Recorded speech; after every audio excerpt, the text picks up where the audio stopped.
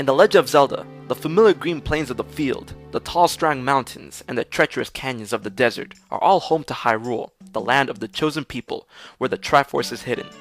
But aside from Hyrule, there is another land, hidden within the twisted depths where familiar faces, unusual masks, and mysterious secrets breathe forth. This is the land of Termina.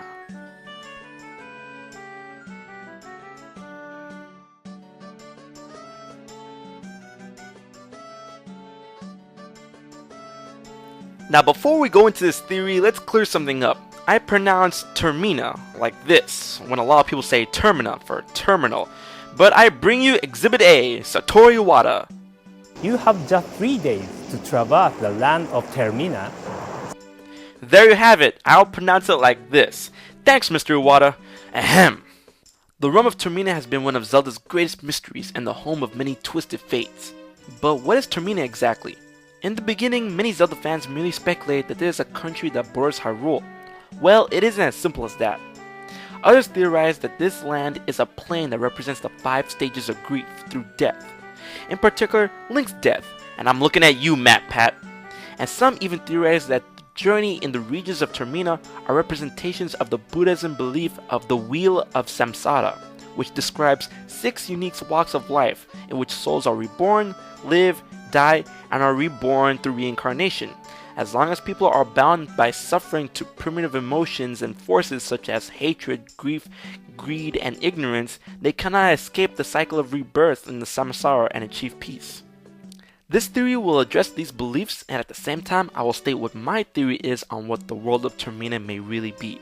Before we get into anything else, we need to understand what Termina is from the actual footnotes and proof from Nintendo. Termina is described as a parallel world to Hyrule. This suggests that Termina may be on an entirely different plane of existence, so that kinda knocks out the notion of Termina simply being another country. Now, being on a different plane of existence certainly leaves room for the other 2 theories, but I like to go in a different direction.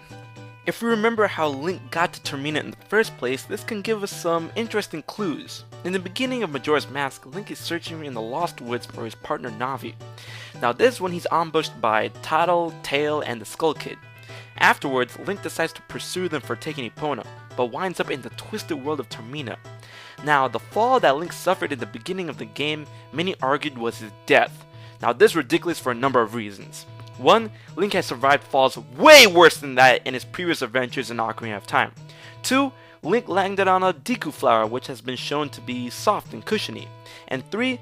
Link at this point still has the Triforce of Courage, as shown at the ending of Ocarina of Time. The Triforce isn't gonna let him die that easily. If the Triforce of Power can keep this guy alive from that, I'm pretty sure a fall is nothing. Anyways, moving on. If Termina is a parallel world aside from Hyrule, then I've come to an interesting conclusion, that the world of Termina may be the world of Hyrule that is in a parallel universe, once again tapping into the multiverse theory. When you think about it, it isn't too far-fetched. In the very beginning of the world, something happened that led the land that would be Hyrule down a different path and became the land known as Termina. Something that I can attribute to this thought is the townspeople of Termina. Though they have characters of their own, a surplus of the folk that resides in Termina are duplicates of the citizens in Hyrule. Why is that?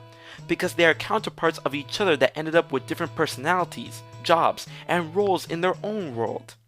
This thought can segue into the theory that the fierce deity is Termina's original counterpart to Link. Someone who didn't become a hero, someone dark and who became a god, who didn't become reincarnated over and over again, who got trapped in a mask. But that's a theory for another day. Continuing on with the theory of Termina being Hyrule in another multiverse, this can explain a few other things. That in Termina they still use rupees as a form of currency, the fact that they still have Dekus, Gorons, Zoras, and Gerudo, but with differences such as the Dekus having an actual form of government, and the Zora being creatures of the ocean rather than the river. Another clue towards this is Termina is more technologically advanced than Hyrule at the time of Ocarina of Time, having things like rock bands, astronomy, an actual banking system, lotteries, dedicated clockwork, motorboats, advanced explosives and smithing, and even hydroelectric power plants as a few examples. Dang, that's a few? This advancement can also stem from the difference in idols for Termina, as in their land, they worship the 4 giants rather than the 3 golden goddesses. Being in a more magical land of Hyrule, the people never needed to focus on technological advancement because the Triforce and the gods acted as a catalyst for the land's prominence, while in the land of Termina, being more industrially driven than Hyrule, didn't have the gods or the Triforce to drop blessings on the land, and they advanced in their own way. I firmly believe that this is the case, but now we need to talk about how exactly did Link get there. Now this is going to go into radical ground, but in the simplest case, the Lost Woods acts as a portal for those who find it to get to Termina and Hyrule and back and forth. In Hyrule Historia, page 112, it says that the forest connects the worlds. Now using this basis and the fact from Ocarina of Time that those who get lost in the Lost Woods lose themselves. If a child gets lost in the Lost Woods, they become a Skull Kid. If an adult gets lost in the Lost Woods, then they become a Stalfos. Guys, please remember, an adult becomes a Stalfos. A child becomes a Skull Kid. Link didn't die in the Lost Woods and become a Stalfos that we see in Twilight Princess, blah blah blah, put two and two together. Come on, guys. But do they just really transform into a Skull Kid or a Stalfos? I don't think so. Since the Lost Woods acts as a bridge between the worlds of Termina and Hyrule, what if those lost, their spirits become that of a person in Termina, and their being, as we know them in Hyrule, gets replaced with that of a Skull Kid or a Stalfos? What supports this is that it seems that Skull Kids seems to follow an established cookie-cutter persona, being mischievous pranksters with a disdain for adults. And that follows suit for Stalfos, being dangerous enemies all the same. Now let's continue on the subject of the Skull Kids, because if this part of the theory is true, then why is the Skull Kid able to travel back between Hyrule and Termina? Because this Skull Kid we come into contact with in Majora's Mask is the same Skull Kid we sold the mask to and played Saria's song in Ocarina of Time. Perhaps earning the trust and becoming friends with Link unchained his fate of being a typical Skull Kid. That, or that this Skull Kid was searching for his original self, for a way to become human again, searching the forest until he discovers the route to Termina, where he comes into contact with the giants and the fairies. However, the story in Termina states that the Skull Kid may have been around for centuries, almost being as old as the four giants. This can lead to a multitude of possibilities, such as the Skull Kid being an ancient entity, the original Skull Kid that fed the legend of people turning into Skull Kids, because if we remember the story, the Skull Kid departed to the heavens after the four giants ordered him to do so, threatening to rip him apart if he didn't stop his pranks that plagued Termina. This could mean that the Skull Kid left Termina to Hyrule. As Hyrule being the chosen land, it could act as the double as the heavens in the story. With the lands being connected to the Lost Woods, the Skull Kid could have found refuge in Hyrule, furthering the claim that Hyrule and Termina may be parallel worlds in parallel universes. But perhaps I'm going far into digression. We're talking about Termina, not really the Skull Kid. When looking at the name of Termina and what the name means, what a lot of people believe is that this name comes from the Latin word terminus, which means to end. And also Termina is the Spanish and Portuguese word for finish or end. This meaning is symbolic with the whole theme of the world coming to an end in 3 days if Link doesn't save the land.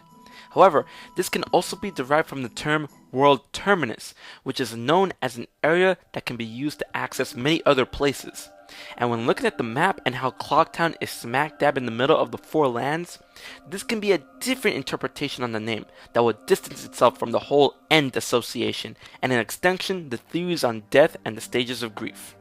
Going on more with world terminus, Termina may not be a place of endings, but a place of beginnings and connections. Because if Termina is a terminus that is already connected to Hyrule, then what other dimensions and what other parallel worlds may it connect to? We've seen this with what the moon looks like on the inside, and with the fact that Link and the Skull Kid weren't the only ones that were able to pass through the worlds, but the Happy Mask Salesman as well. His origin is a mystery, and he may originate in either world, but that also brings the origin of the Majora's Mask into question, as it may be a product of Termina or Hyrule. But it is possible that the salesman is native to Termina due to its emphasis on masks, and perhaps he decided to embark on business in Hyrule, the land lacking masks. This can also be the reason why masks are magical in Termina but not Hyrule, as they are products of Termina and bound to that world. The possibilities may be endless. In closing and review, I firmly believe that Termina is a dual setting to Hyrule, and it shows what Hyrule could have been like if its history went in a different direction, rather than being a place that is centric on death and endings.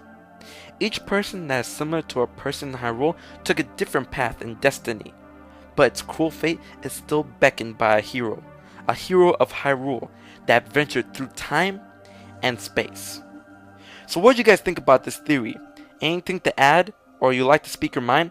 Leave a comment in the comment section below, and don't forget to like, share, favorite, like us on Facebook, and follow us on Twitter. And most importantly, subscribe to HMK, as there are more Zelda videos and theories coming to this channel all the time. And until the next one, I've been HMK, and I'll check you guys later.